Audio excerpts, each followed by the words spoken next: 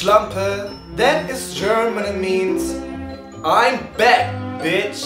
Last time I rewrote the ending of the TV series Dexter. But this time I want to tackle the movie that made me want to create this show.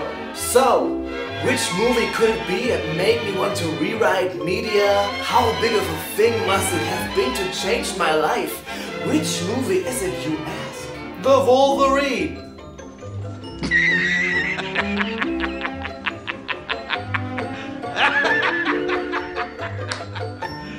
Are you serious? Okay, hear me out, guys. This film was probably never going to be the best thing ever. It was never really important to me, and I assume while some people were looking forward to it, it's not like the greatest thing ever, let's be honest. No disrespect to the filmmakers, of course. So, why did it inspire me to make this show? It's simple.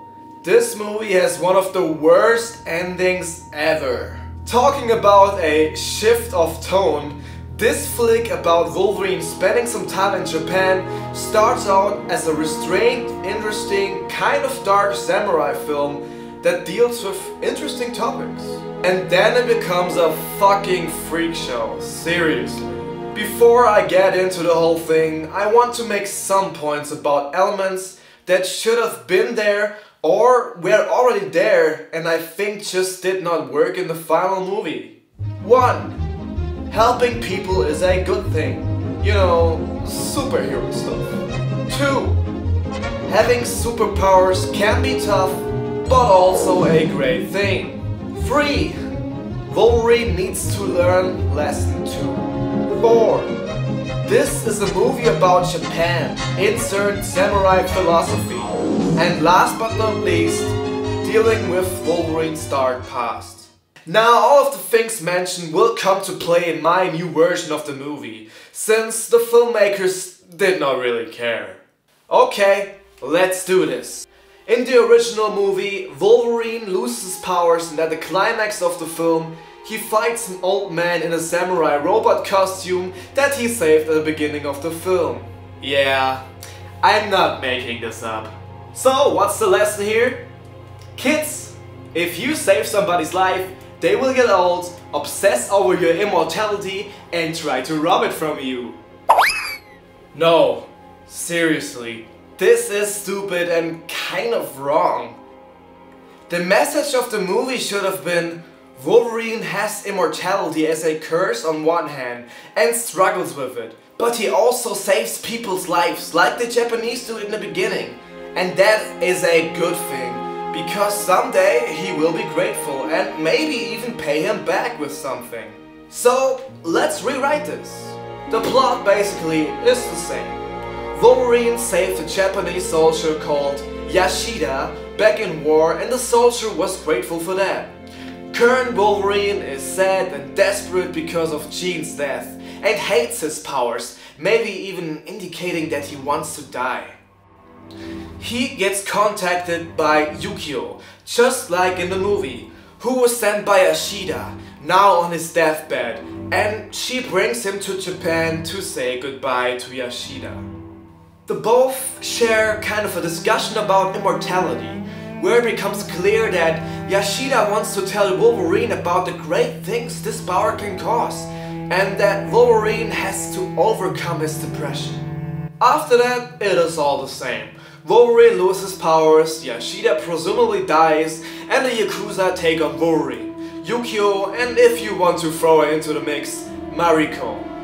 Wolverine fights his way through all of the people and is very desperate without his powers, kind of realizing, hey, self-healing is not that bad sometimes, and maybe helping other people was always kind of my destiny. The twist at the end of the movie will be completely different though. Basically, this was all just a setup by Yashida.